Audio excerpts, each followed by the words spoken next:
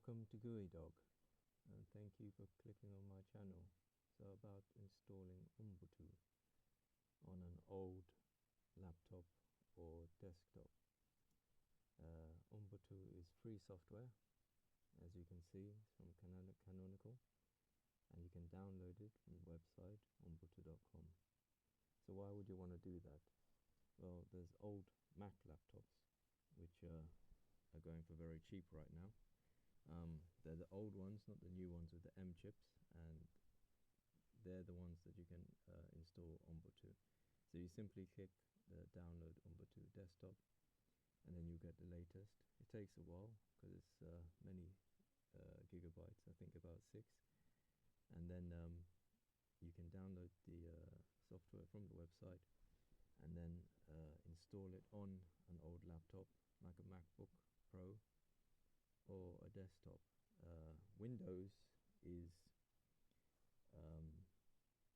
transitioning to Windows 11, and then it needs some hardware that those using Windows 10 might not be able to afford or want to change. So it's a simple matter to use the old hardware that you have or can get from those people getting rid of theirs for cheap, and then download the Ubuntu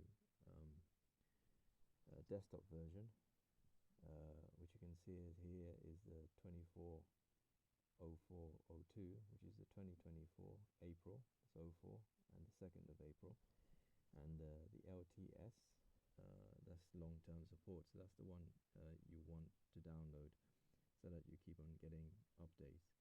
And then once you've downloaded that, you can burn it to a USB stick.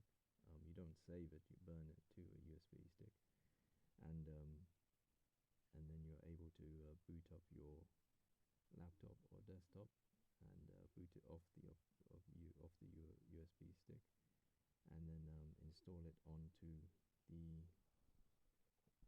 device. You can also get a torrent if you can work with torrents.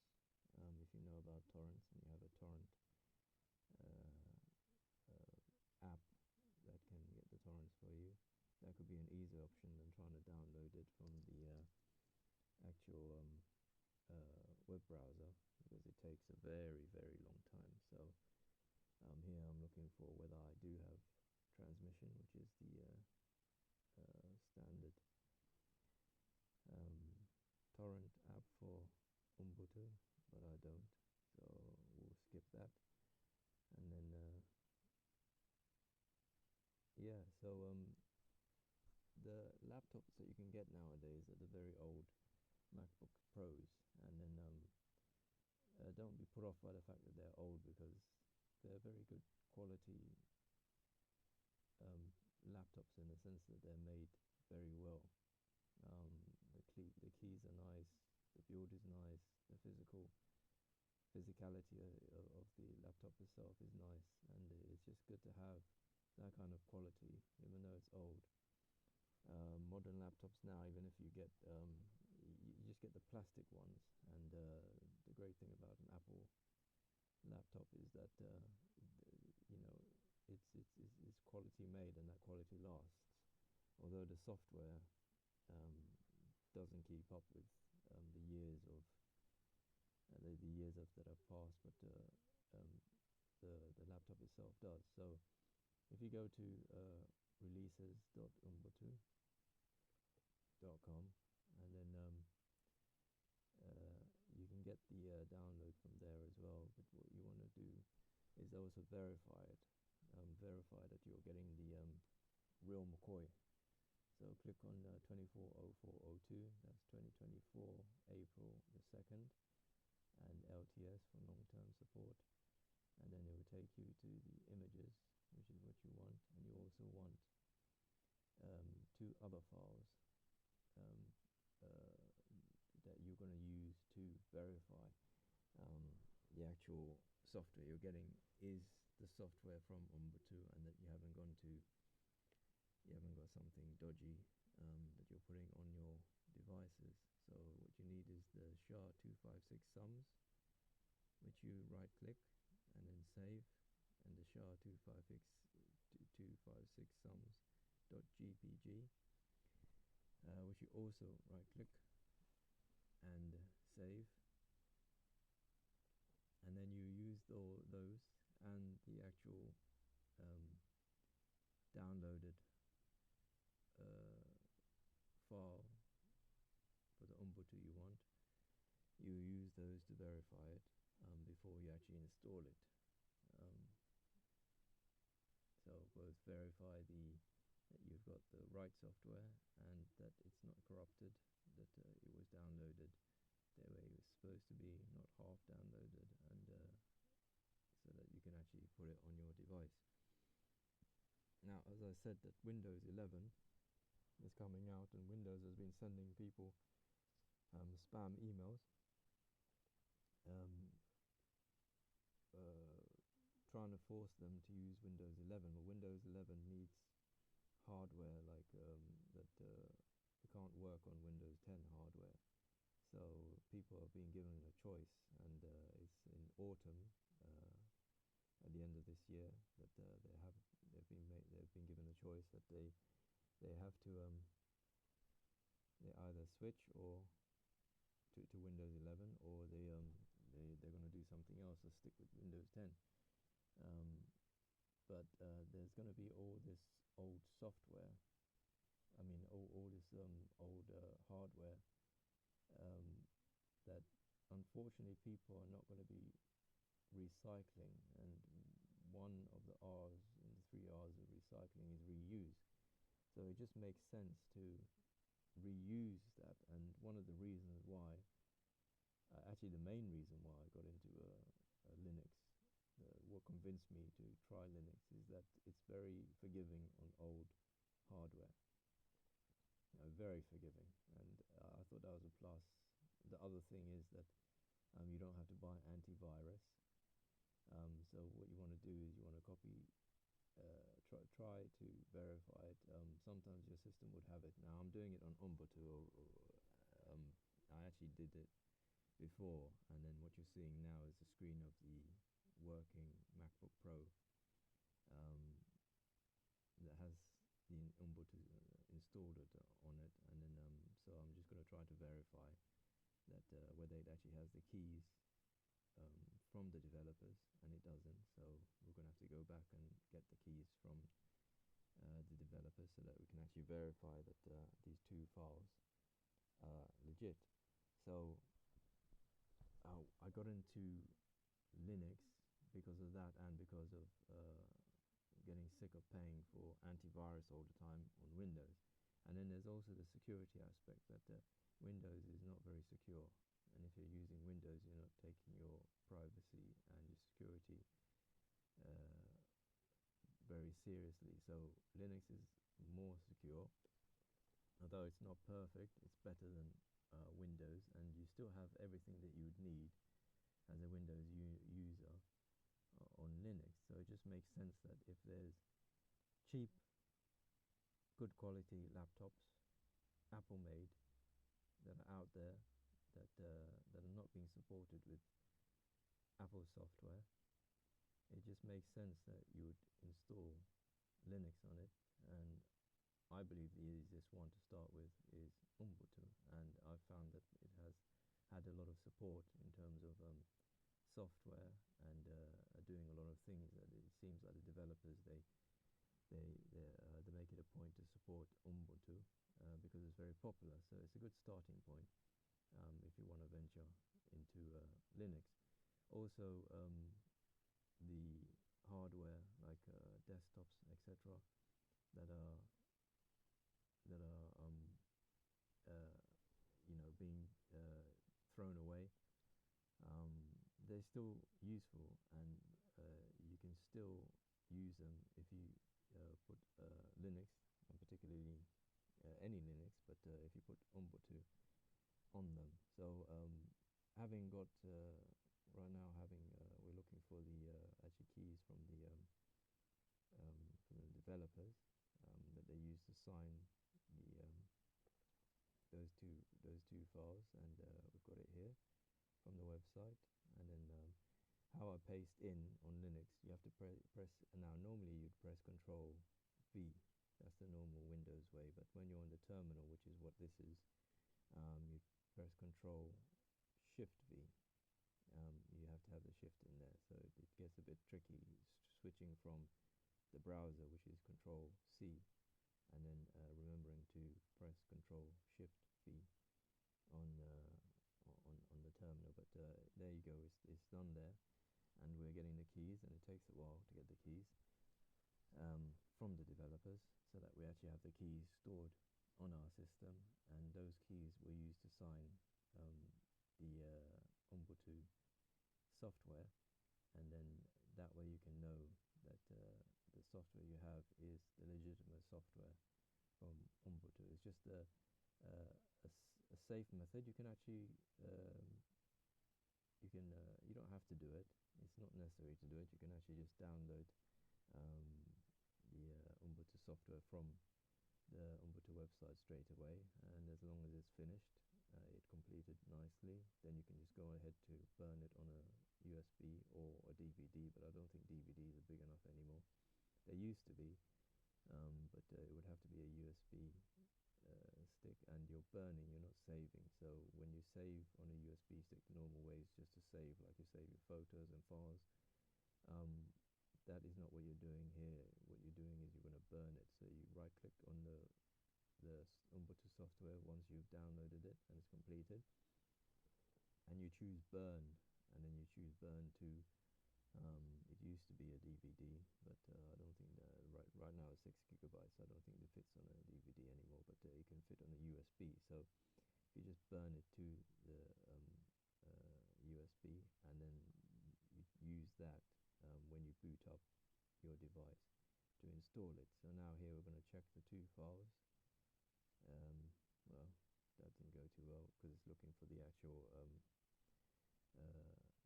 software from Ubuntu. It needs the data file, so we're going to have to go back and redo it again.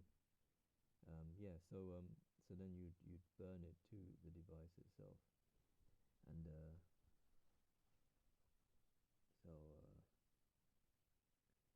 you get some kind of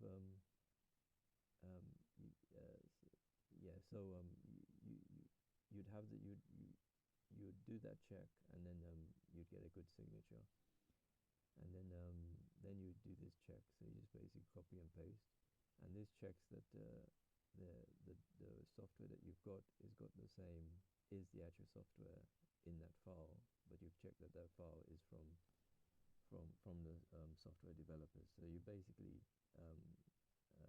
check that you've got the right file and it's not dodgy, and then you go through this process, and it's in the tutorials on the Ubuntu website of how you can burn it to a DVD or bootable USB stick, and then you proceed on to install it onto your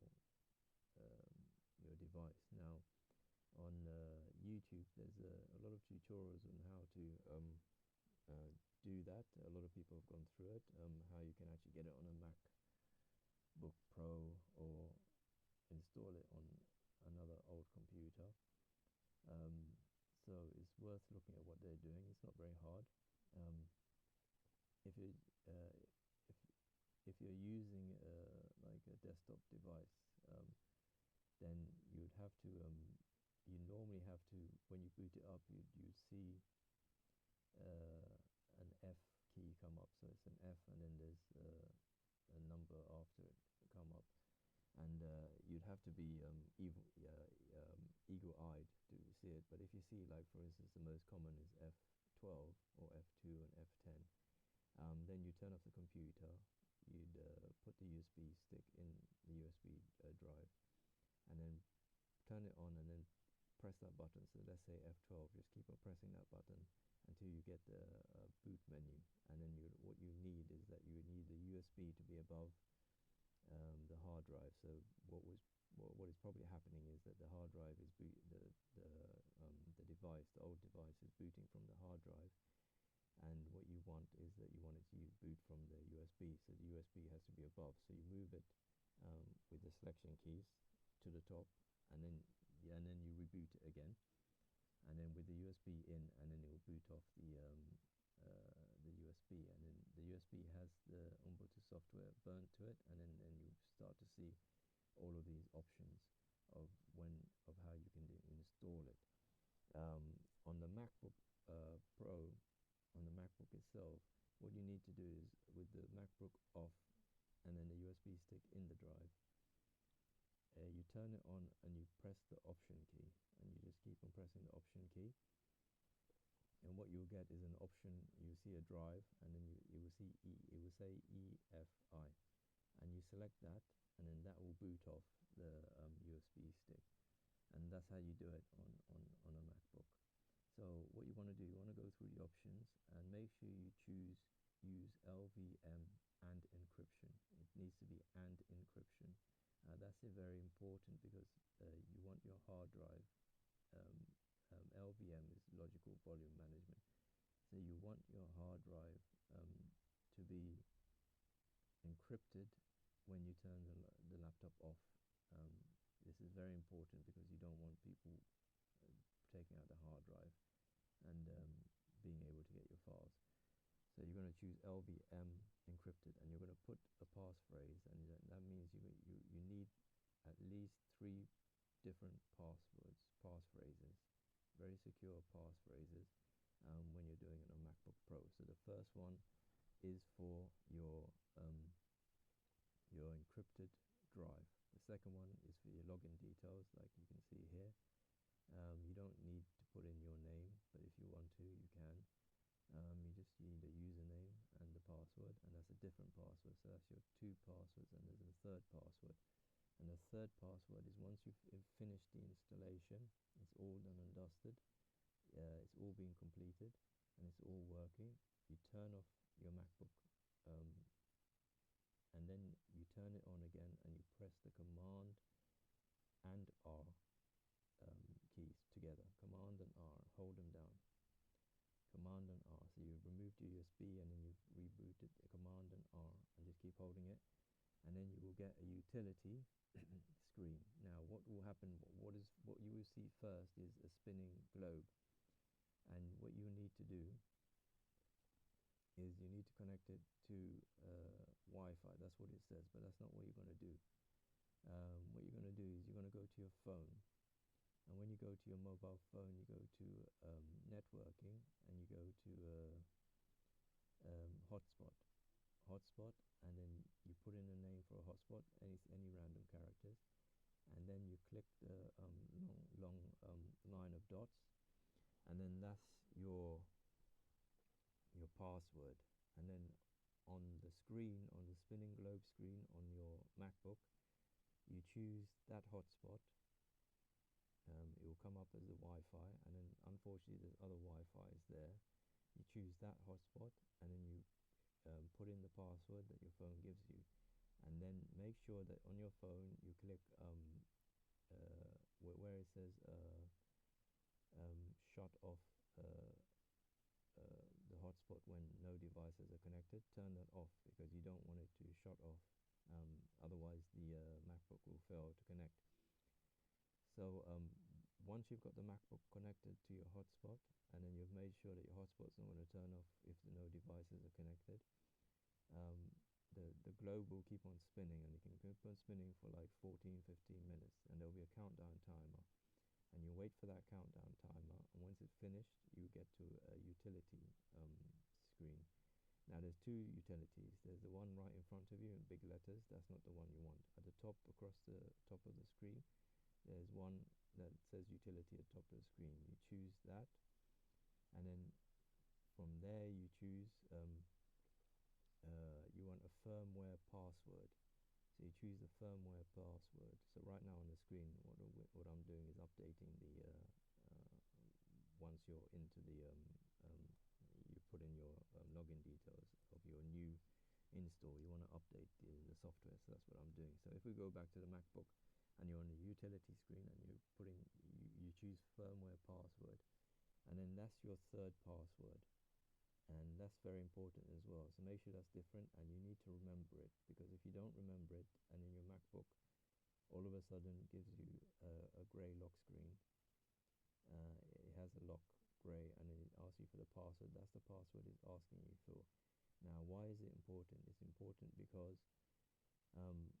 just as you've been able to download free software like Ubuntu and then put it in the USB drive and then press the option button after pressing the power button and then installing it, someone else can do that if they swipe your laptop, and you don't want them to do that.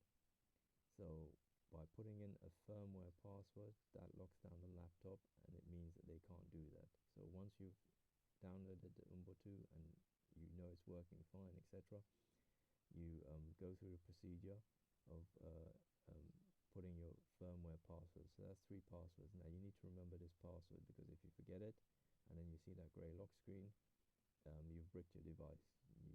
You're not going to be able to get into the device. You can take it to Apple and they won't be able to help you.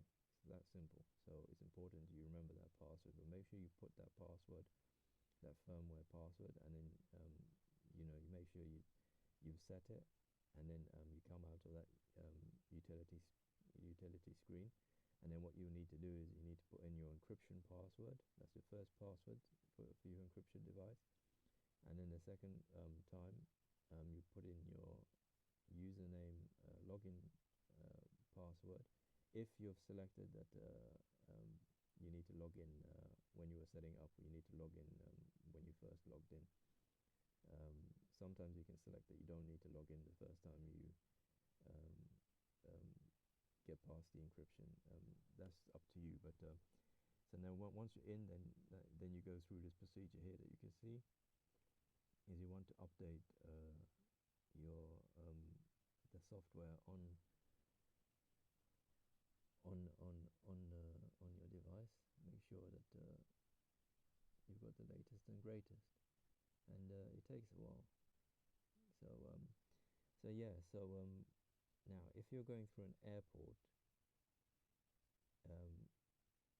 make sure that your laptop is turned off, and then when they ask you to turn it on, because that's what they normally do nowadays, you turn it on, you press the power button, but you don't put in the encryption password. You don't want to unencrypt it. They don't need to see you unencrypt it. All they need to see it's working, the keys work. When you type, it shows that it's happening. When you press the F5 and F6 keys to light up the keyboard, so you can see the letters better at night, it all works, it's all fine. Do not unencrypt it. You don't have to do that. That is not their business. It's your data, and they don't need to see you like put in your password to unlock the device. So yeah, so that's we've upgraded 123 packages, and now we're gonna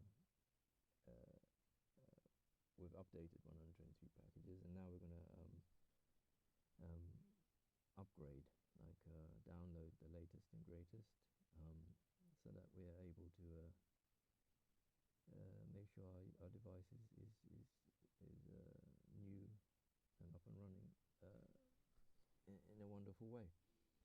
So yeah, so another thing is that it's all about holidays. So you take your device on holidays, so it's good that you would actually take your, I mean, you don't want to take your brand new MacBook Pro with the latest chip in it, and you spent thousands on it, and I mean, you don't want to take that on holiday. I mean, you would take something like this, some old Mac that you installed Linux on, it works, and then you're not putting thousands in jeopardy in a foreign country. So if you leave it in a hotel, there's what is called the evil maid attack, and there's someone has paid off the maid to remove the hard drive from your Mac and then make a copy of it. But because you've turned it off, so that's very important, because the encryption is not on when you've when you put in your encryption password and unlocked it.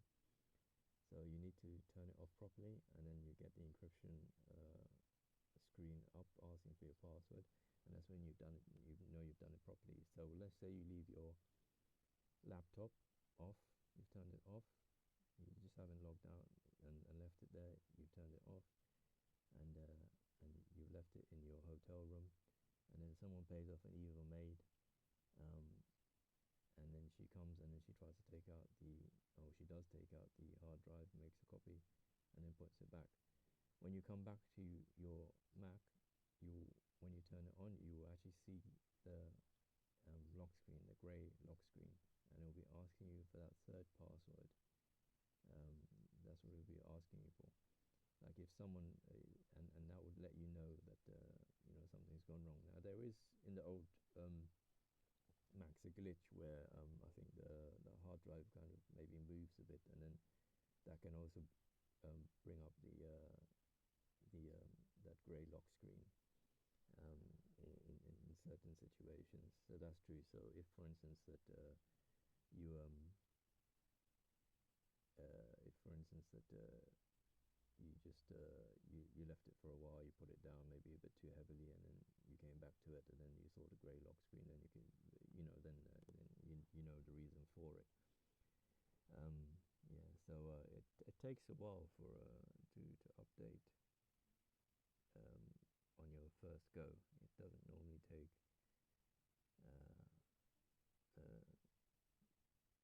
this long. Although I'm very surprised that the Mac that I've got right now, it's taking ages to do anything. I don't understand why. I mean, it's not struggling in terms of being forced to use all its resources, but I can't understand why that it takes taking ages. And for some reason, I can't see where the Wi-Fi is. Although on the that spinning globe, when you're looking for the utility screen, I could find it then. So I know it works, but on Ubuntu itself, I can't actually find my Wi-Fi. So you've got these little quirks with free software. Sometimes you don't know what the previous owner or owners have done to the battery, so the battery may not last that long. That's one of the downsides with old computers. You might get a few sticky keys. I've got some sticky keys here. For some reason my delete button, it works on terminal, but it doesn't work. I can't find it otherwise. And then what else?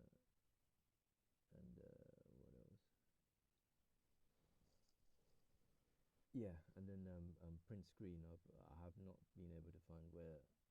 I'm not a Mac user ordinarily, so I've not been able to find where the print screen is. But there is a workaround for that. You can just set your own keys for print screen. So that's what I've done, and I can print screen. And if you see up in the top right corner where the countdown, where the time is counting up, that's me recording the screen, and that's standard in Ubuntu. All you need to do is just click that top bar, and then you will see print screen or screen or something like that, some icon, and then you can choose to record your screen, and then this is what you'll see.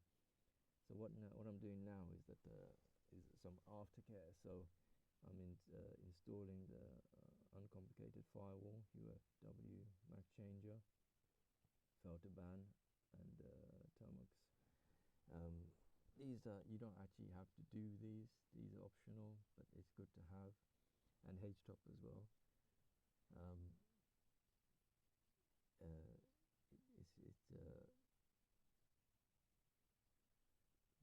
It's your choice really whether you do this, but I would say it's good to have, and it's because it's when it's from the apt, so that's aptitude.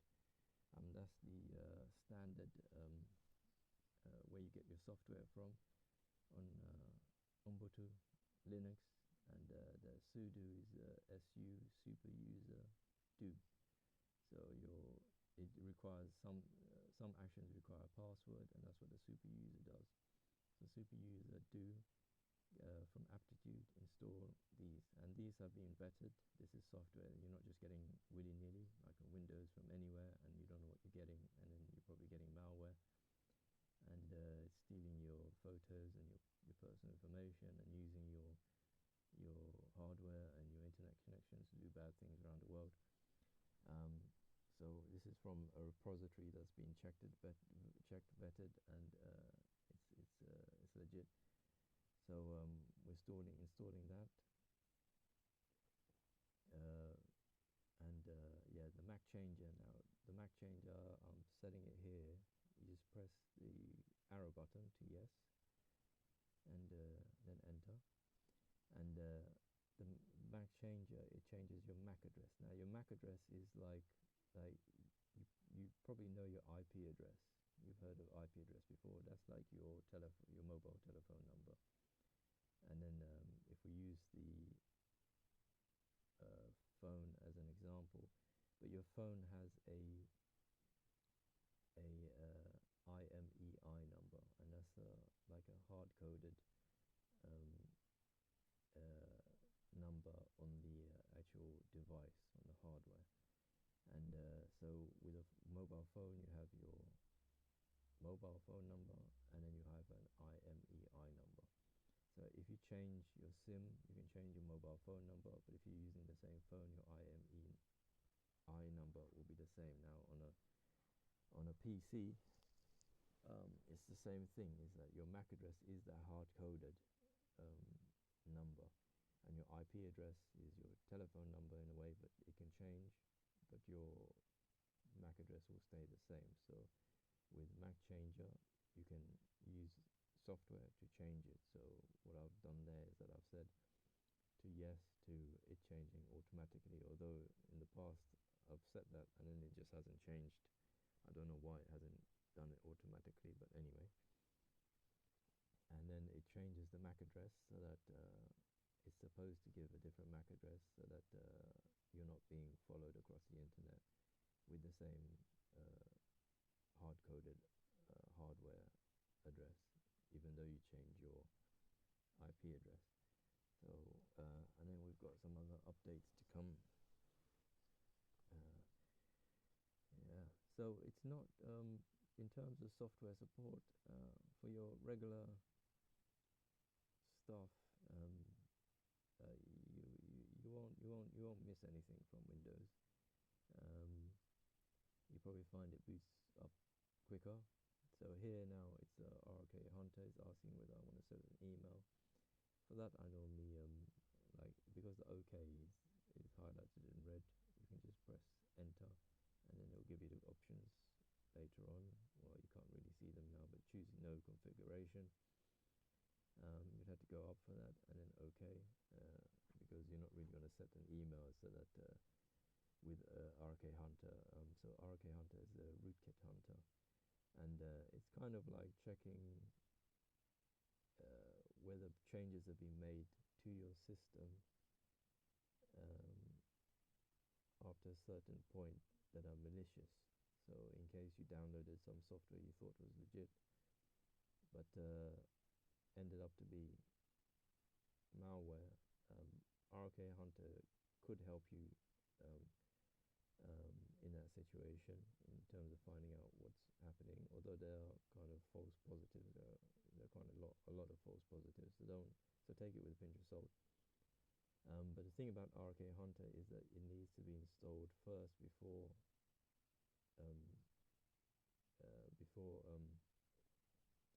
anything bad happens later on down the line. So most people, what they do is that they wait for something bad to happen and then they try to install RK Hunter, but it doesn't work. Rootkit Hunter has to know your system fresh, healthy, without any problems first, and then if something happens, it might let you know. Otherwise, you'll be blind. You won't know anything. So what I'm doing now here, I'm using super user do RK Hunter, and I'm making it so that I don't have to keep on for it to go through the cycle of its checks without me having to agree to every single one. So that's what the option C, option SK is.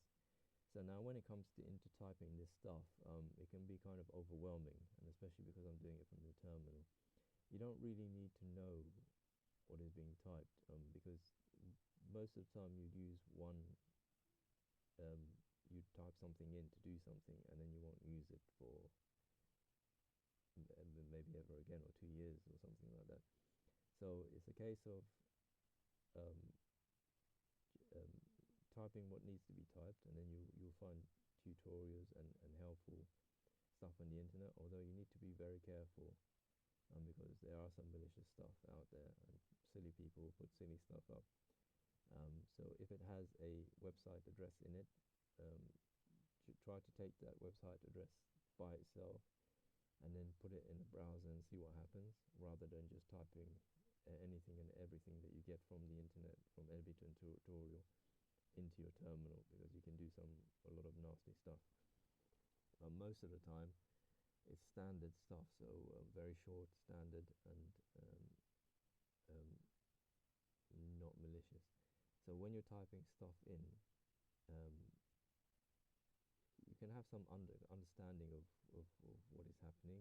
If you don't understand something, you can just type that thing in and to hyphen help, and then it will let you know what it does, and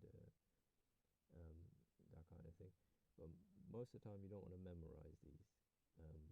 In the terminal, you just what will happen is that you have muscle memory, so you'll be using a command, you'll be typing something over and over and over again. So for instance, to change directory, let's change from one file to a different file, from one folder to a different folder, use cd in lowercase. Let's change directory. So you'll be using cd for a long time, and then you start thinking, oh, this command is great, this command is useful.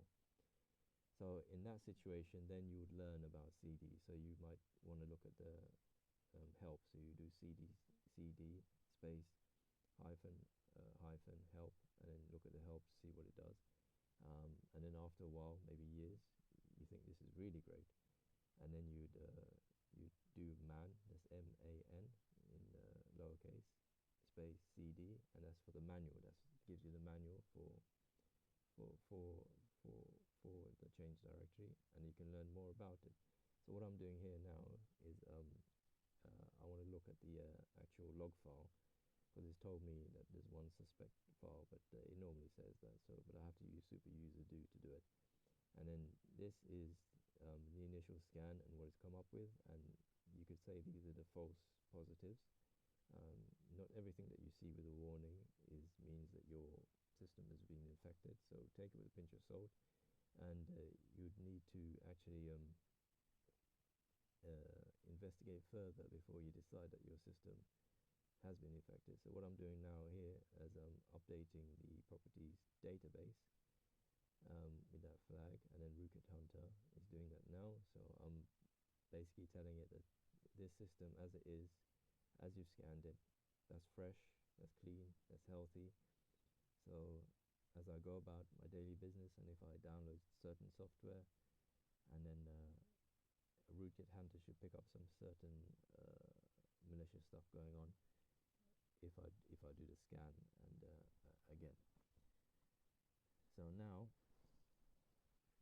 I'm searching for a web browser, and now Ubuntu has a standard already, Firefox, but Firefox have changed their terms and agreements. They used to be privacy respecting, but now they've gone wrong, and they don't really care about their users and us. So so here I'm thinking that I'm going to get rid of Firefox, having checked that I can actually get Chromium from the terminal. Now Chromium is like Chrome, but it's open source. Whether it's private or not, not quite sure, but I've been using it for years, and it's given me no trouble. So now I'm removing Firefox,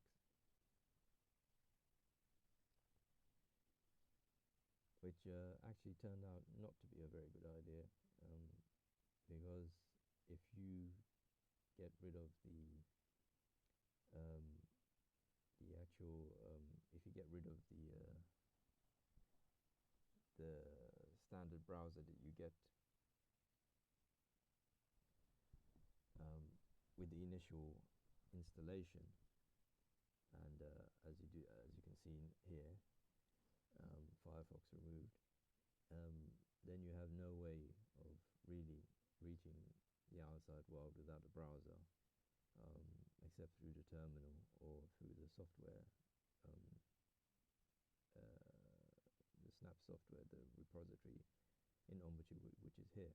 So it shouldn't be a problem, because I actually checked whether Chromium was downloadable, and I saw there's a snap for it, and this is where you get the snap packages, and that's where you get your software, and it's inbuilt in Ubuntu. The only problem is that it actually failed to download the Chromium, and I had to. It took a few goes to do it, so it wasn't a very good idea. Deleting Firefox first and then trying to get a web browser. So I'm trying to do it here. Yeah, I forgot to turn off the Bluetooth. So I'm trying to do it here by getting the Chromium from Snap through the terminal, and then it didn't work out. So as I wait,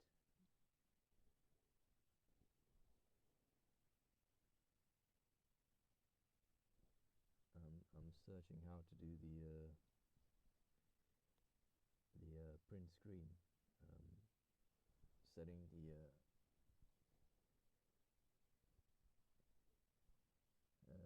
the print screen, because I haven't been able to find how. I mean, I looked it up, and you can look it up online, and then when you try to find how Apple Macs actually do it, it was very convoluted. So here there is no print button, or at least I can't find it, and then but you can actually set your own. So for screenshots, if you care about taking screenshots, which you should, then you can just select what keys you want, and I've selected Shift Control 3 to take a screenshot, and then that has been set, and that's how you can get around it. Also, what I found hard about Macs, because I'm normally used to just the other laptops, standard retail laptops, but the other laptops made of plastic, not MacBooks, and this keyboard.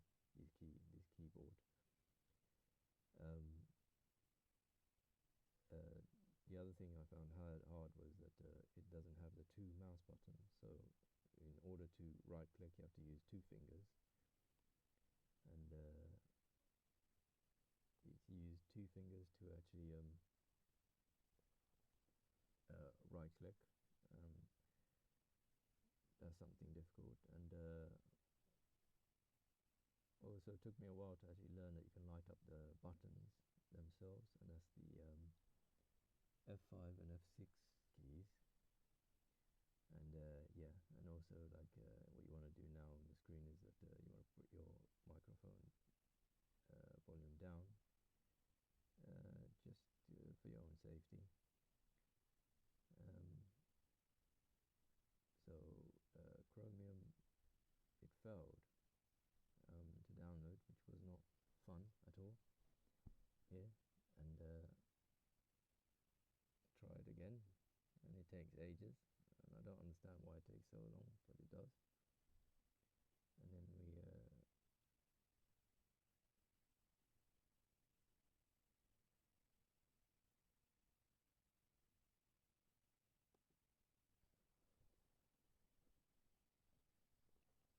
go again.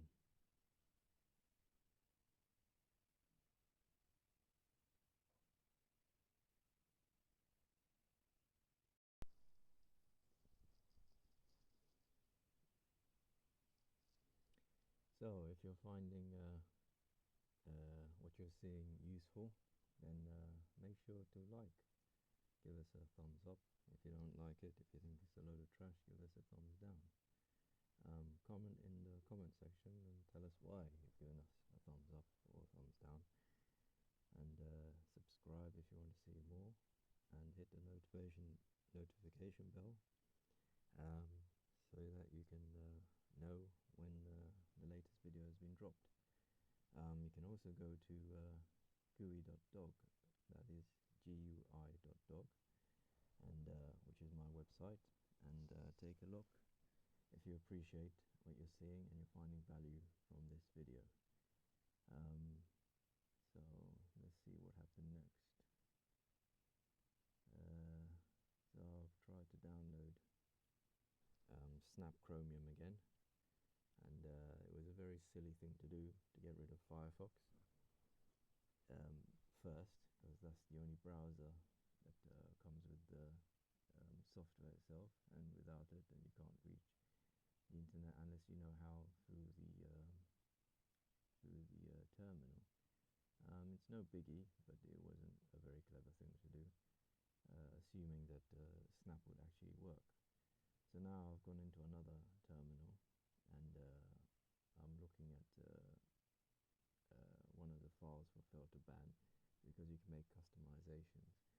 So now this is a config file, and what you can do is you can look at the config file. The easiest way is to use nano, so that's N-A-N-O, which is basically how you can see and write to the file. I used VI here for filter ban, and now what I'm doing is I'm CP copying the configuration file to a new file called .local, because that's what the config file told me to do. So I needed super user privileges, so that's the SU super user do, and enter my password. It's one of the 3 passwords that you have set up on your old Mac that you've installed Ubuntu onto, and it is your login password.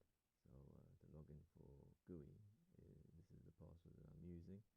It's not the encryption password that encrypts your hard drive, and that's the first password that you have to enter when you've turned on your Mac or your PC, your old PC that you've installed the Ubuntu onto. And so once that happens, then there'll be a fail-to-ban.local, and you can make customizations, but we won't go into that right now. Now, what does fail-to-ban do? So when you're exposed to the internet on your old device with your brand new software, it's very quickly that you'd be tested, you'd be probed basically. So your system will be probed, meaning that someone outside, because all the devices are connected via the internet, will test your system to see what it is, to see what you're running on the system, what ports are open, and so forth. Fail to ban, it notices when that happens, and after a certain amount of time it will ban that IP address. It's just another layer of securing your privacy and the security of your data. When it comes to privacy and security, you have to think about it as safety nets. It's not that you're technical, that you're an expert, that you know everything about computers and security. No, it's not that. It's that you work in safety nets. So human beings, we make mistakes, and the antidote to making mistakes is to check and check again. So what I'm doing now here, I'm checking system control to see whether fail to ban is actually enabled, and you can see twice it's enabled in green there, and it's active as well. There's been times when I've actually started a fresh install of Ubuntu and gone through the whole fail to ban and UFW, that's the uncomplicated firewall, and then I've installed that, and then basically to later find out that it wasn't enabled and it wasn't started, so it wasn't actually working to do what it was supposed to do.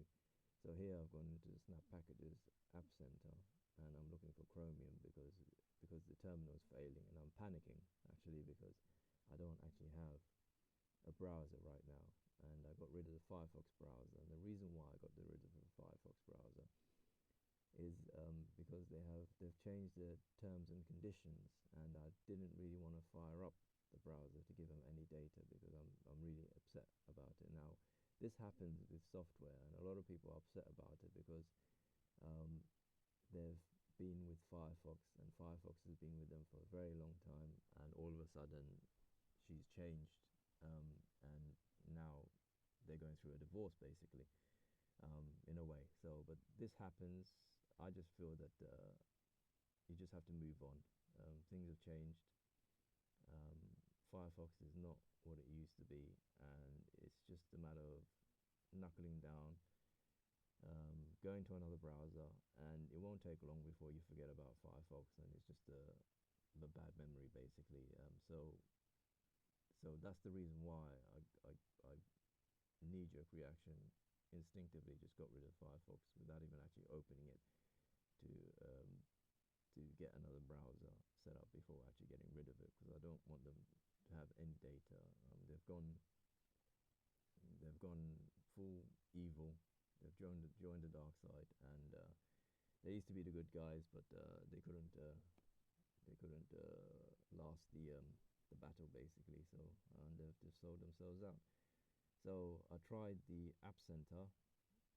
So try to use the GUI. That's the graphical user interface. That's what GUI means, graphical user interface. So whenever I say GUI.dog, that's what it actually means, graphical user interface. Dog, it's a very old term.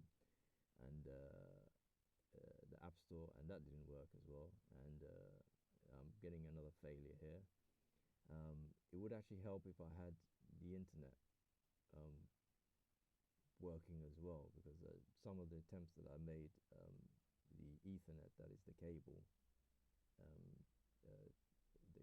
plugged into my MacBook Pro, it wasn't plugged in properly. So whenever you buy these old devices, they kind of have some of these quirks, and you have to kind of get used to them, especially when you're new. So you get to know your machine, and find out the finicky aspects of it, because it is old. It is old. I feel it's going to become a classic, especially if you keep it updated with Linux software. And as I said before, Linux software is very forgiving for old hardware. And the thing about this Ubuntu, yes, we got the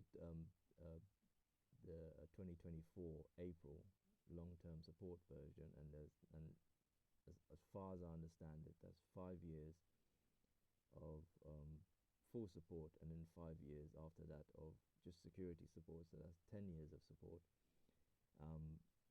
But that doesn't mean that that's it. That's all. It's all done and dusted after that time. No, you can actually upgrade, and it's very easy to upgrade from the terminal. You have to do it in a certain way. It can go wrong, but you can actually upgrade to the latest version, long-term support, and then give it a lease of new life. And you don't even have to use burning it to the USB, downloading it from the actual Ubuntu.com website, as we've done. No, you can actually just do it in the terminal, and a pop-up will come up to tell you that there's a new version, and you can upgrade to that new version. So I feel that, like, these MacBooks, they're solid in their build. I mean, people paid thousands for this, and they were designed very well. A lot of effort went into making them what they are, and then basically what's let them down is that the software hasn't kept up. And but you can change the software, and you still have that solid build and design of the system. I mean, there's a red light coming out of my audio port. I haven't seen that before. I mean, that's great. I can actually find the audio port. I'm used to the cheap plastic. Not even the keys are lit up. I mean, my keys are lit up right now. You think it's a Christmas tree, the way they're lit up. It's beautiful. You can can keep it going, it's a solid build, and I feel that it will become a classic. Maybe I'm wrong about that. You never know about these things. You have to wait 30 years before you kind of realize. But if you can keep it going, keep it working, um, it falls out of fashion. Then 30 years comes around and then it's back in fashion again or something like that. People start looking at it with reminiscing. There were kids when they saw it, and then they want to go back to it because they've got a bit older, and then they're kind of reminiscing about their past and so forth. So it takes 30 years, but on a practical level, it's still you can still do what you need to do and keep up with technology and the world on one of these systems. I mean, because the software is really what is doing the hard work. It's not the hardware. It's the software that's actually doing the work. I mean, they say about AI, you can have all these GPUs, to process the data, and you need to get the high-end ones and stuff like that and so forth. But the bottleneck, the part that actually does the work is the software, and that's what makes the difference between one and the other. It's not the hardware. So you've got a solid build, solid hardware, it performs well, doesn't let you down, and then the machine is there for you. And then really, I feel that they say that dog is a man's best friend, but when it comes to a black man, then it's machines are a black man's best friend. I mean, that machines, especially this universal machine, this Turing machine, that is what a computer is. It's a universal machine. That machines normally they have they do certain things and they specialize, but the universal machine that is the computer, it it's universal because it does many things. So this universal machine is close to a person's soul. I mean, I believe it's closer than than your skin itself, and that with this machine that you have the world at your fingertips, and especially if you have Linux, that Linux is built by people who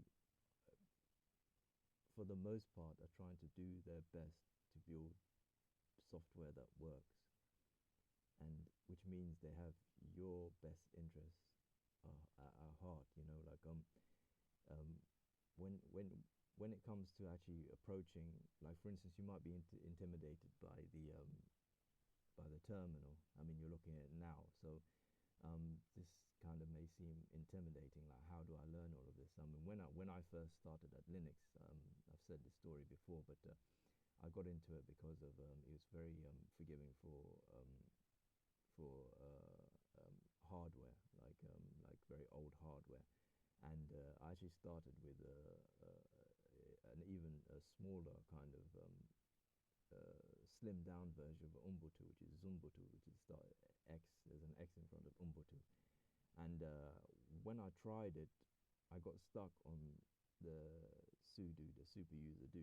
I did not actually know how how to get around the super user do, and literally I had the terminal open, and then I didn't even know what I was doing. I put super user do, and then it didn't, it just gave me an error message, and I got stuck there like for months. Like, I just tried it for once, and then I gave up, and then I didn't come back to it because I didn't know. Like, my experience of take for instance my brother, he once said computer science, and I didn't know what he was talking about, because as far as I understood, scientists wore lab coats, and I saw, when he said it, I saw people wearing lab coats, and then I thought to myself, well, what have they got to do with computers? It's literally, I've gone from there to being able to use a system like this. I'm not saying I'm anything special, but just the fact that you can use super user do and then get it working. I mean, you're already 6 months ahead of me, and if you're younger than me, then you're years ahead of me. I mean, you've got your whole life in front of you to be able to learn this stuff. So when it comes to learning, the best method I've found, it's called the Feynman technique. That's F-E-Y-N, man, technique. And he was a scientist and a quantum physicist. But he had learned a lot of things.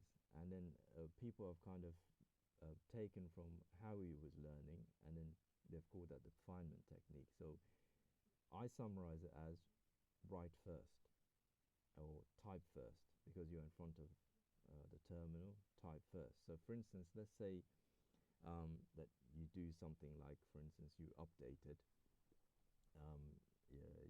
the software when you first got Ubuntu. So you come back tomorrow and then you want to do it again.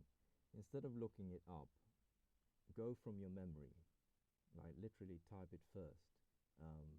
Don't look it up, don't go look at your notes. And that's the Feynman technique. The Feynman technique is that take a small piece of paper, like 1 page, and then write down everything you know about a subsection of a subject. So let's say you're learning about Bayes rule, and then you're gonna write down everything you know about Bayes rule on one side of the piece of paper. And okay, so it's not a very large area, but you're doing it from memory. Then what you do is then you go back to your notes, and then you correct what you wrote on the piece of paper. And now when you do it, like when you're trying to write down everything on the piece of paper, you're going to find that nothing will come. You just have brain fog. You won't write anything. There's a piece of paper. It's a small piece of paper, but it looks huge to you because you wrote something incoherent on it, and it doesn't feel very pleasant to do. But what it shows you is that it shows you the gaps in your knowledge, and it also tells your brain that this information is important. I want you to keep it on hand. Keep it ready for me. You need to remember it. And sometimes your brain will actually hurt. I mean, it's not very comfortable to do, but this is the Feynman technique. So once you've written what you can remember of, let's say, Bayes rule, and then you look at your notes, and then you correct it, and it's preferable to correct it in a different color. And then the next day, you go do the same thing. You take a blank piece of paper, you don't look at your notes, and then you try to write down everything you know about Bayes rule. And gradually you start to find that you're remembering more and more from memory Bayes rule. So what does that got to do with the terminal? So when you come to the terminal, and then you've already done something before, instead of going and looking at as fresh over and again, just the way you did it when you were new to it, just write something in the terminal. Write first, type first. This is important because you need to get the muscle memory, that is the information at your fingertips when you're using the terminal, when you're using your machine, so you can get the most benefit out of it. So you type first and then press enter. You will get an error message. Error messages, when you're dealing with Windows or when you're new to Linux, error messages, we hate them. I understand it doesn't feel good. We don't even bother to read them. It's just frustrating. They're an obstacle in the way. But with Linux, the obstacle is the way. The error message is your friend. The error message is there to tell you what you need to do next. And so it's important. So when you get an error message, just try to read it. You don't have to read the whole thing. Just try to look at it and see what it says and try to work out what. You don't have to linger on it. You don't have to kind of study it for 2 hours. Just look at the error message. Okay, like we've got an error message right now. I tried to do a snap install of Chromium, and it's telling me it cannot perform the task. And it says EOF, end of file, something like that. Okay, so it failed to download it. I don't know exactly why or all the details. I can't drill down into the code and then find out where it's gone wrong and then fix it. No, but so I try again. So just take a look at the error message. Now, once you've done that, then you can go and look at your notes. So you typed first, you wrote first, and then you correct your notes. So you can go look at your notes, and then you can see, okay, oh, that's what I did wrong. So then let me put the right thing in. Now, normally, what I've found very helpful with computers, like I learned this when I was on a Windows, when I was a teenager. I actually learned this, that as long as you're not going into the settings and then going into advanced, if you start going into settings and advanced, that's the no-go area. Don't go into the advanced unless you know what you're doing. You've gone there specifically for something you're looking for and you know what you're doing. So we did, when we first installed Ubuntu, we did choose advanced for the logical volume management, the LVM. We chose encrypted, but that's because we are going there specifically for something that LVM encrypted, because we wanted to encrypt um, um, the hard drive. But when it comes to going into settings and staying away from the advanced, go into the settings and take a look. Just take a look and then read some of the settings and so forth. You don't have to be afraid that you're going to break something. If you don't get it right on a Linux system, like in a terminal, it will just give you an error message. Rarely would you do something that is going to really compromise the system, like really get you into trouble. And even then, it's not fatal. You're not going to die. You just learn from the mistake and then move on. But so when it comes to getting an error, just press the enter. Press the enter. Write the command. You think that's the command. It doesn't look right. Press enter, and it will give you an error message. And you're comfortable with error messages now. You know error messages are not there to they're not there to frustrate you. The obstacle is the way, and they're showing you the way. So they're a sign showing you the way.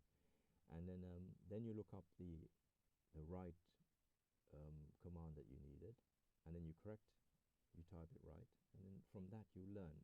The muscle memory will come, and then you'll start to learn. You'll start to learn, like just it will flow from your fingertips, like analogy, like these piano players or these musicians. Oh, excellent! And it did it. It took enough time. Persistence pays. And we have Chromium. So you just snap Chromium, and there's a tick. It's from Canonical.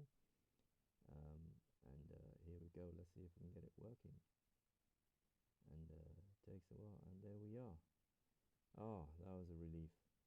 After all that madness of getting rid of Firefox, trying again, and failing to get Chromium up, we've got a browser. We've literally got a browser. So what I'm doing now is cups. If you don't need printer services, then delete, uninstall cups, which is what I did there. And I'm doing it in the actual App Center. There was a vulnerability with cups, and it was just all madness. What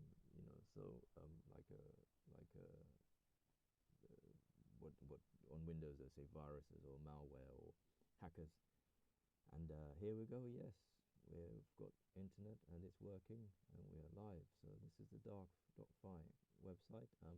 Take a look, see what's there. They're doing some good stuff, and we have a browser here, and we have we can check whether it's working, whether we can do a search.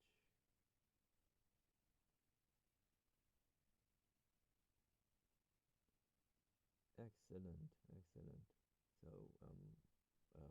So when you're the Feynman technique, and they say one of the ways to learn something, and this is why I say that this universal machine is very close to your soul. It's like almost if you're a motorcycle racer, that the motorcycle is fine-tuned to you, that is almost part of you, that you're one with the bike. But in this case, you're one with your machine, your box, your Ubuntu box, your Linux box.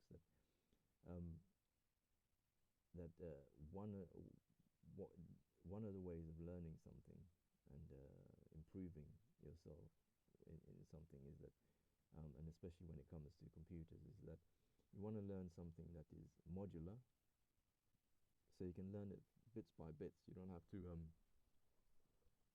learn so many things, like study for years and years and years just to get to the point when you can actually use it. Linux is modular. They have an actual um, uh, ethos. So they have call it a culture that when they build software, the Linux way is to build software that does one thing very well. One thing very well, and that fits so much with the way you can learn, because um, um, that is modular. That you can learn something, and then it's the full package, the full McCoy to do that specific thing.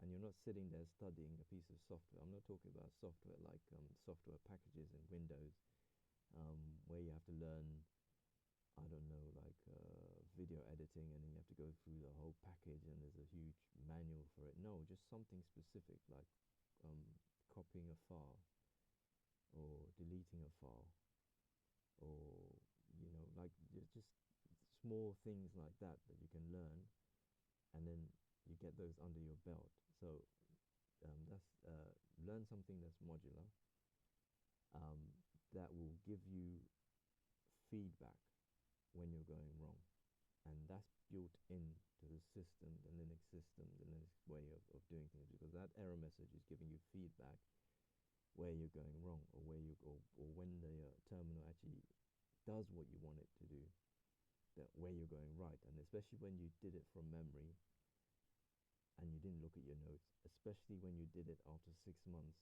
of not actually using that command, but you've trained your brain to the point where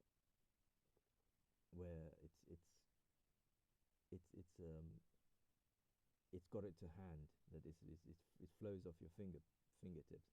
So what I'm doing now is that I want to get Google Chrome. So now Chromium is the open source version of Google Chrome, um, but I want multiple browsers, and you should have multiple browsers on your system, because you're going to use each browser for very different things.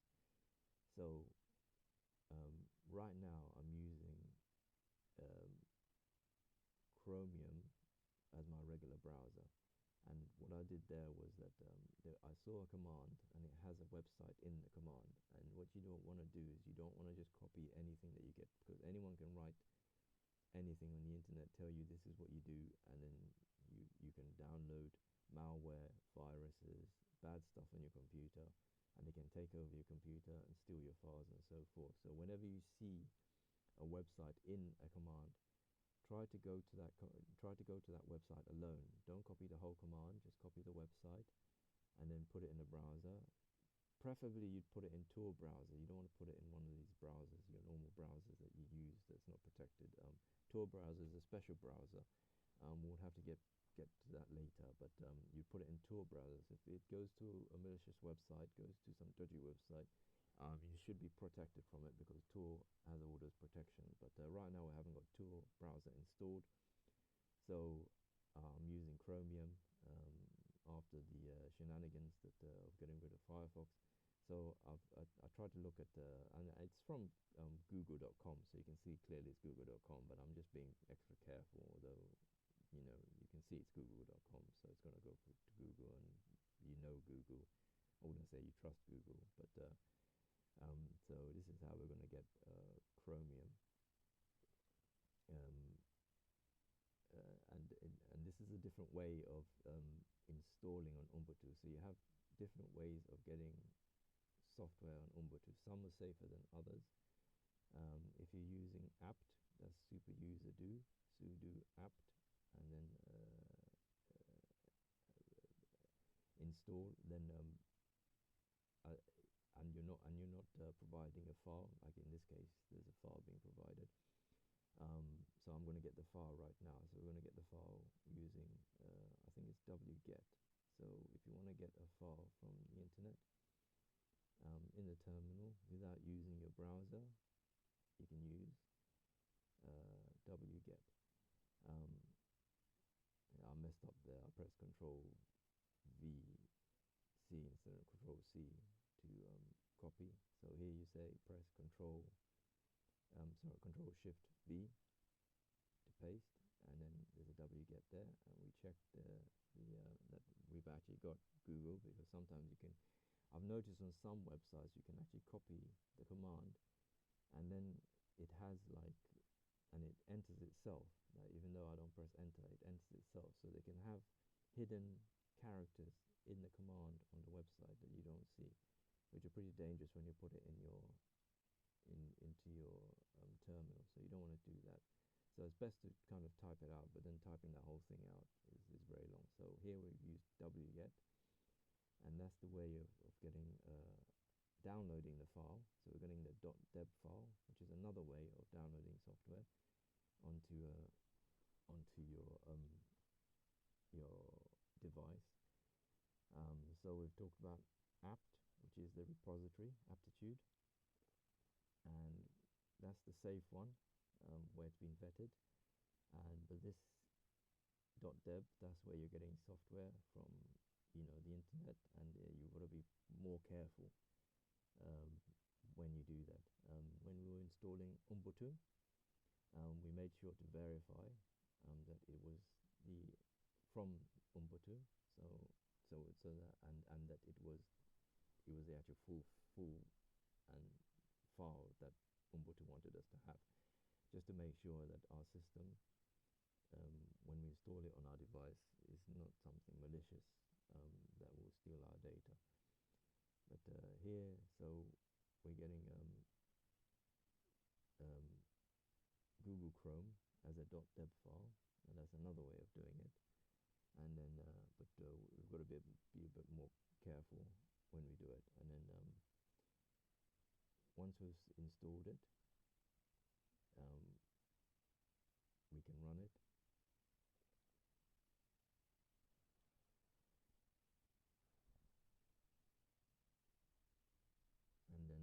And then we'll have another browser. So now Anki,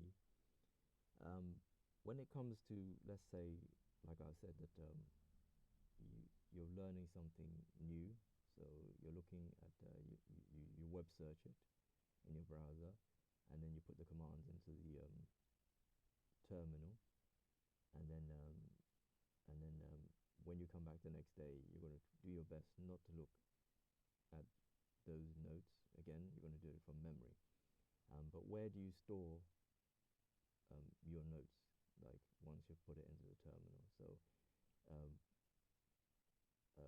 what I'd say is that it would be, you can use Anki. This is not mandatory, but I've found it to be useful, that because like having it in a browser somewhere, then you're going to have so many tabs, you're going to forget which website it was where you saw it when you need to get back to your notes. Also,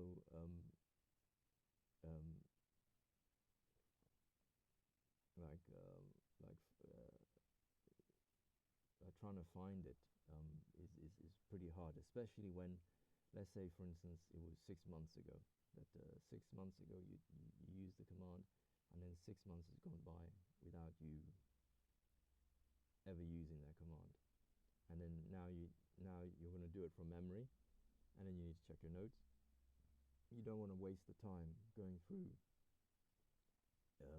the whole process of searching for it on the internet and trying to find it. So basically what you want to do is use Anki, and then you want to screenshot,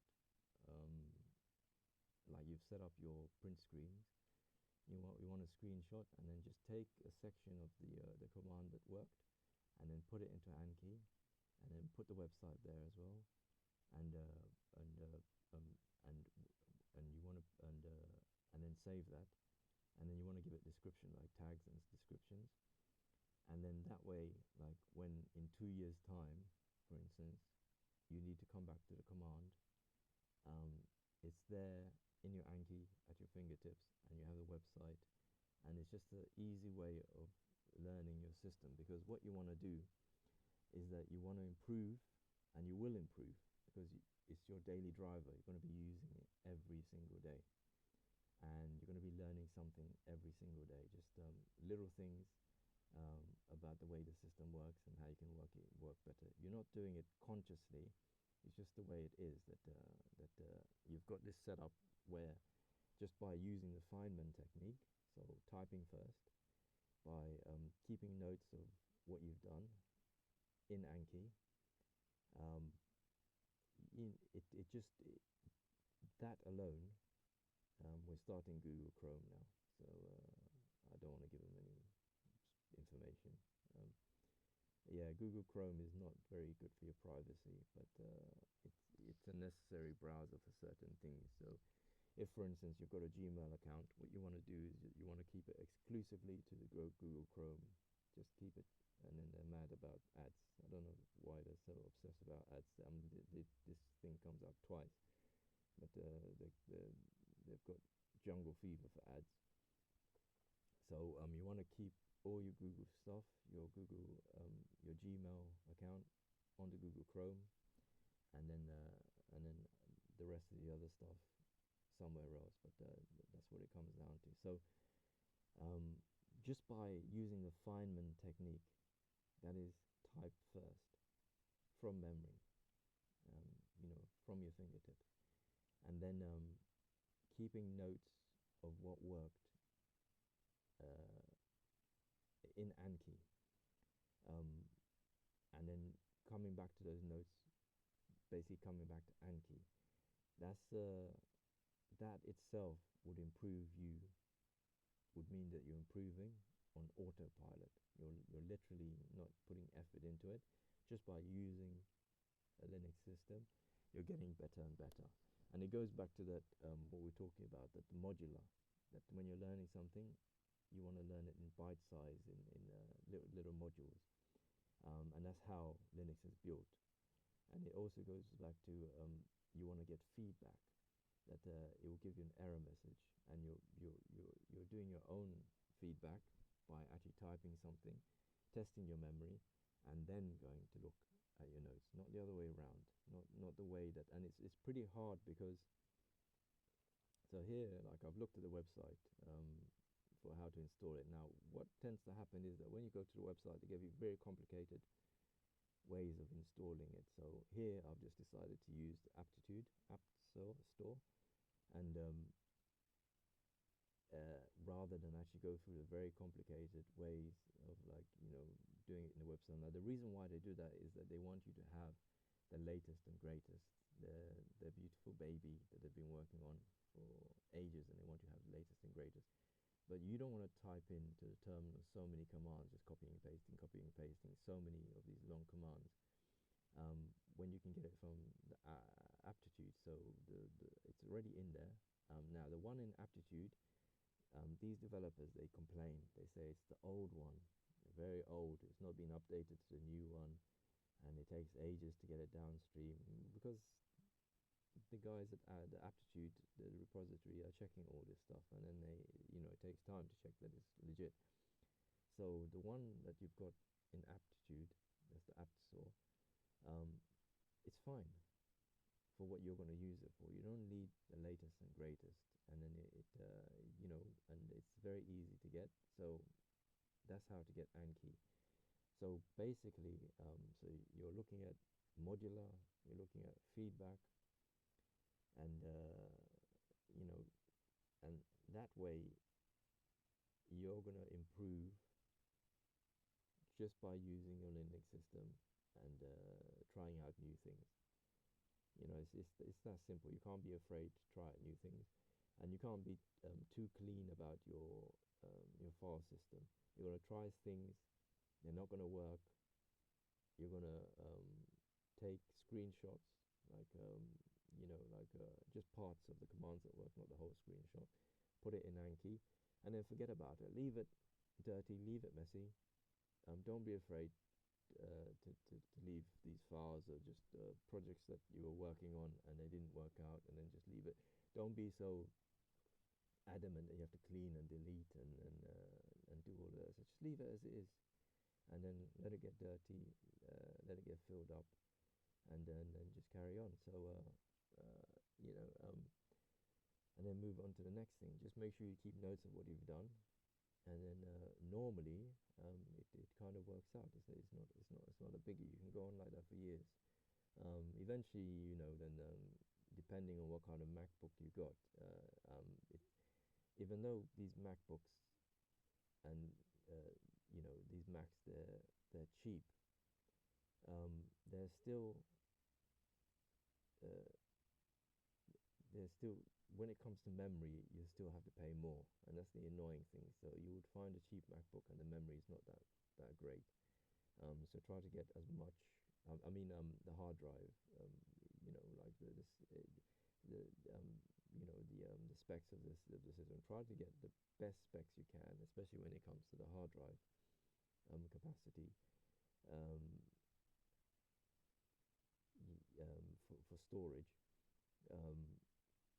That you can for your money. So it's tempting to go for 128 gigabytes, but if you can go for the 500 gigabyte one, then that's even better, because you're going to be trying out new things. You're going to be downloading files. You're going to be trying to install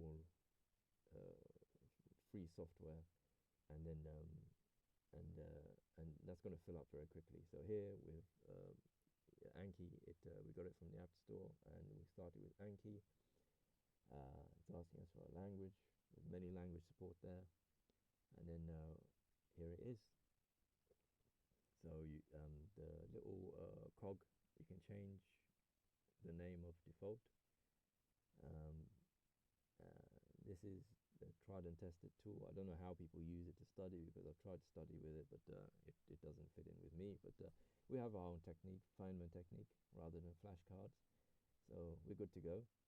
And I've changed default to install, because that's where I want to keep all the information about what I've installed. And then it's a flashcard system, so you have a title, you have the body, and then you have some tags, and then you're gonna add the website. Make sure you add the website that you went to, and got those instructions for how you installed it to there. So because when you come back, you could rely on your bookmarks, but when you've got so many bookmarks, you're gonna realize that it's very hard to find what you need, and that's just really, that's when it comes to I don't know what to call it, office keeping or something like that. Where you store files, for instance. Before I tried to get cute with keeping files in certain file systems. Then after 6 months, you've forgotten where it was, and then you end up trying to find it. So supposedly there's no place like home, and that is your home file, and downloading it there. Well, it's going to go download. It's going to download into your downloads folder. But there's like when you're doing it from the browser, but when you're doing it like in different ways, like with wget, you end up downloading stuff all over the place, and then you have to try to find it a year, 2 years, 5 years later, which is pretty hard to do. So and that takes a lot of time, and it's actually frustrating. But that's just housekeeping, really. So now we're going to get Kden Live. So I've looked up Kden Live, and what is Kden Live? That's your when it comes to video editing, you can use Kden Live. It's free software. It's been around for a while. I used it years back. It had glitches then. Still has glitches now. I don't understand. But it's just showcasing that if you're not familiar with a Linux system, you might not realize that there's so much free software out there. No, I'm not saying that it's up to spec like with the Mac system, but there's software out there to get you going. So Kden Live is one of those softwares, and you can do video editing.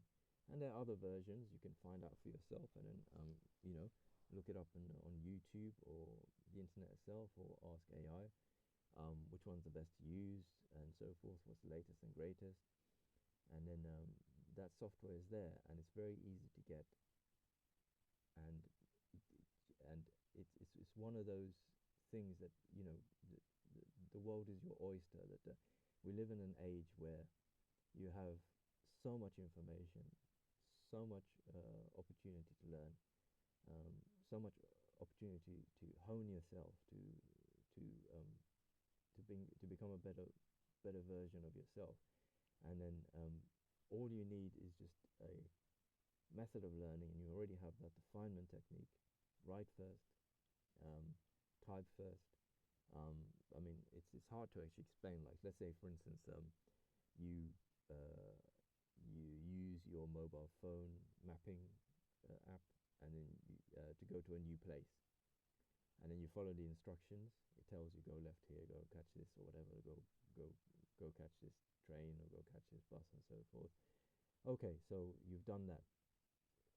And then the next day, if it's not time sensitive that you have to be at a certain time, that if you mess up and get lost, then it's going to be negative repercussions on you. It's going to be something bad upon you. So if you're relaxed about it, then the second time is that you try to take that route without actually looking at the instructions. You see how it works? So when I say write first, when I say type first, I mean do first. But if I say do first, you won't know what I'm talking about. So the Feynman technique is that the second time round, because you've done it already, you've looked up the information, then you attempt to do it by yourself, and then that will train your memory. And then yes, you get lost. Yes, which is not a bad thing, because when you get lost, then you actually discover some certain new things.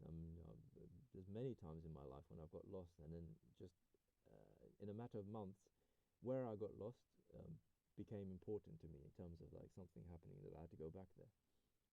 Very strange how life works. Caden life, we failed again. Um, well, we'll give it a go. I don't understand why it keeps on failing. But we give it another go and persist.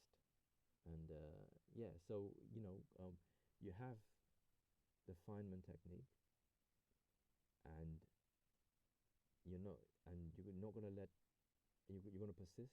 You're going to be consistent. You're doing it daily. You're using the system daily. This is your daily driver. You're learning as you go along, little things, and then you're applying those little things, and you're keeping notes about those little things, so you can come back to them. So you don't have to waste time actually going through the whole process as though you're a newbie that learning, and that cycle of always being on the introduction, always being on chapter 1, always coming back to, you need to break that cycle. You need to move on. And if you're improving just 1% a day, 1%,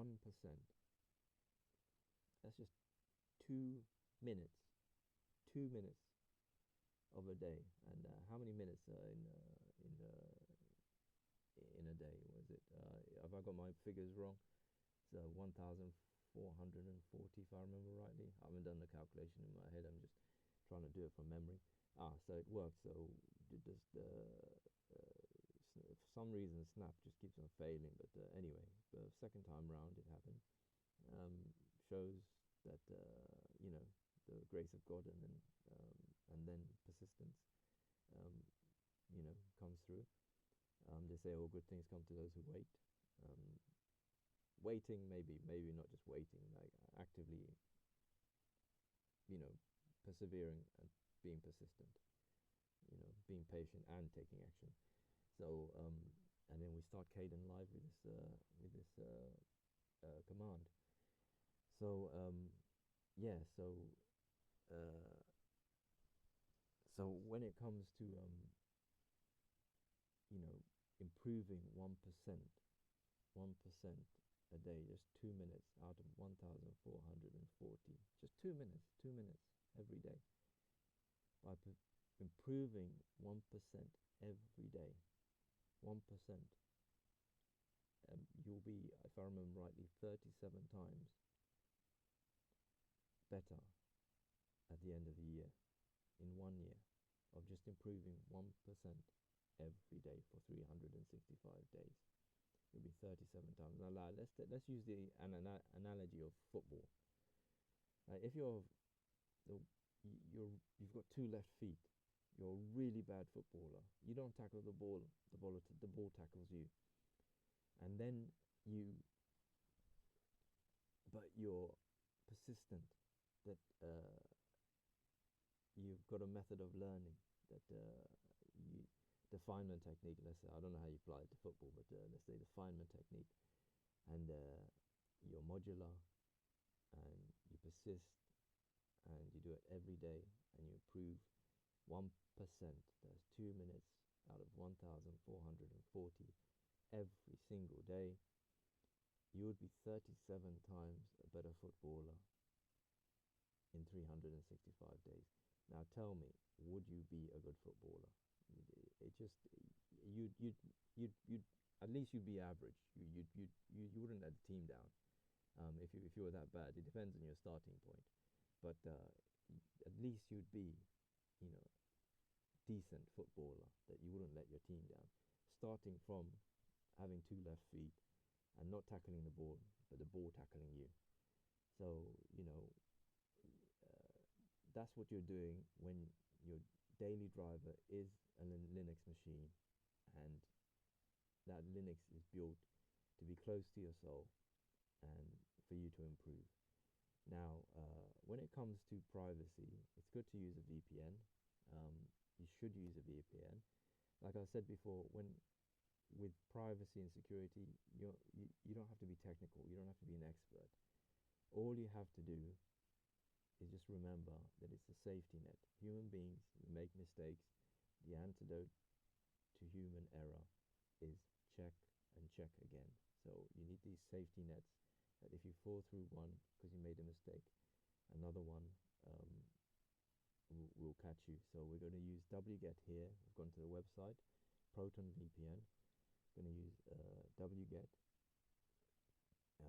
in the browser, and then now they're using dpkg. Before, for a .deb file, which is what we got, we were using apt, I think, install. That's a new one, because normally I use dpkg, and then the option I, that's the hyphen I, is that option to install. So dpkg option install, and we're installing the .deb file by following the instructions from the website that we have actually confirmed is the right website to go to.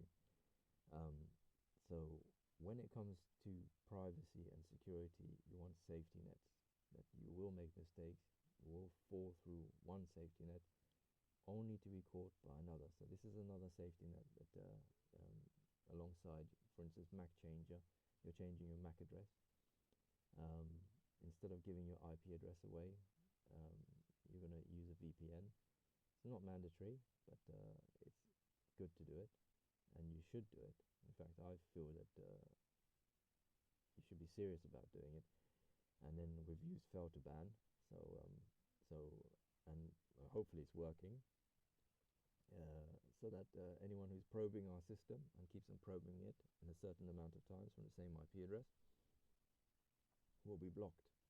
And that just kind of saves you and gives you that runway, that kind of wiggle room, to get out of a tight situation if someone malicious wants to put you in a tight situation. So we're following the instructions. Now, what I should have done is checked the file first. Like, you know, because I've gone through this process before many times, so I was a bit lazy this time, but I should have done the echo first. So the wget should have come first, then the echo, and then check the SHA-256 to see that it's okay, and then do the dpkg, the super user do dpkg option, that is hyphen I for install. So now we're going to install the Open VPN, the Proton VPN, and then so that we can actually get the software needed to run the VPN. Now, when it comes to VPNs, there's many different versions out there. You look to many different companies doing many different things. You know, you do your own research. Personally, I've found Proton to be very good. It has it's my personal recommendation. I'm not getting promoted. I'm not getting anything for saying that. I just use it. I've used it for a long time, and for the most part, it hasn't let me down. So I'd recommend it to you, and then you can download it on your system, as you can see, and then on your Linux box, and then get it to working. Now, there's this Also something about the tray. Um, so you can do that. It's not. Suppose it's not. It's optional, but we're gonna do it anyway. So the tray icons. So we just copy that. And when you're copying from a website, you know you need to be careful. There could be hidden characters doing malicious stuff. So make sure just be aware. Be aware of the dangers out there, and try not to get yourself in a difficult situation. Also one of our safety nets is Rootkit Hunter. We put in Rootkit Hunter just in case we do install something malicious, and then Rootkit Hunter tries to catch it. You don't want to go years of with malware in your system and you don't know about it. So once we've done with Proton VPN app, and there we are, we start. Now you can create account if you don't already have one, and here we are in, and let's see whether we can connect. There's many a choice. I would personally say that choose something that goes through Switzerland. Switzerland, they have a law, like legally they're not allowed to log. So you can, when it comes to these companies, VPN companies, they always tell you no log policy and so forth, but that's normally a lie. They keep logs, meaning they will know which websites you're going to. That's the downside. The website that you go to doesn't know your IP address, and but the VPN company would know which websites you're going to. And then what they normally say is right, what I'm doing now here is getting the VLC, that is a video player. It's another free software I've used for years. I'd recommend it. It hasn't let me down and so forth. So going back to the VPN companies, they'll say we don't keep a log, and then but then when the authorities, the police or the government decide that they want the information, they have those logs, and then they hand it over because they're not gonna watch your back. They're not gonna um, uh, look after you. They're basically going to hand you over, and they don't really care. So if you put it through Switzerland, Switzerland has a law that they're not allowed to log. The VPN company is not allowed to log. So that's just another layer that these layers of privacy and security, they're not only software. There are many different layers, and these are all safety nets to catch you just in case you make a mistake, to could land you in hot water. And they just give you that wiggle room in a tight situation, to be able to get yourself out of that situation. So I would recommend, if you can, put it through Switzerland. There are different other options there with the VPN service. The VPN, Proton VPN, there is a free option, so don't feel like when you sign up, yeah, you're signing up, but you're getting free VPN, so it just makes sense. It's a no-brainer, as the Americans would say, that you'd use a VPN to at least keep your home IP address away from the websites that you are visiting, so they don't actually know that IP address. Now, when it comes to internet service providers, let's say where you get your internet from and what you're paying, or maybe what your parents are paying, it's a good idea that I just consider that you can actually get these these modems that like on Amazon and so forth, that use a SIM card. They're portable router modems that use a SIM card. Instead of actually connecting to your telephone line and then having an internet service provider do it that way. So then they're normally used for people traveling, and then you put in a SIM card and then you get the internet because it works like your Wi-Fi station. And then that's something to consider using as your window to the internet, instead of actually using an internet service provider, because internet service providers, they keep logs of your data, and that's one of the reasons why you want to use a VPN, because the internet service provider will only know that you're using a VPN, they won't know which websites you're going to. But in reality, if you don't use a VPN, then the internet service provider will know which websites you're going to. The second thing is that if you can actually have instead of connecting to your internet service provider, like all your devices to that one modem, that router, you want something like a router between it, so that all your devices, like and this is like, for instance, when you want to extend your Wi-Fi, you can buy something. I know it costs money, but you can buy a Wi-Fi router that reaches more of your property with the Wi-Fi, and you can buy it on Amazon and so forth. And then you have your internet service provider router, that the one that they provided to you, that's not very secure, and then people have been breaking into it, hackers, and then stealing data from it for years. But these internet service providers don't care because it's cheap. So that one they provided to you, and that's how you're going to access the internet. Buy one from Amazon, just a Wi-Fi router, and then connect all your devices to that one from Amazon, the Wi-Fi router. And the only connection you have to your internet service provider is the one for the internet that connects the internet service provider router to the one that you got from Amazon, so you can actually have internet. That way, your internet service provider won't know the MAC address of your devices, because if you connect all your devices to the router that the internet service provider gives you, they will know the MAC address, and that is not good. So that's an option of out there, an option of protecting your privacy. So if you like what you hear, do give us a thumbs up. If you don't like it, give us a thumbs down. Comment in the description why you gave a thumbs up or thumbs down. Make sure to subscribe if you want to hear more and see more, and hit the notification bell so that you know when the next video has been dropped. And do go to gui.dog, that's GUI.dog. Thank you very much, and goodbye.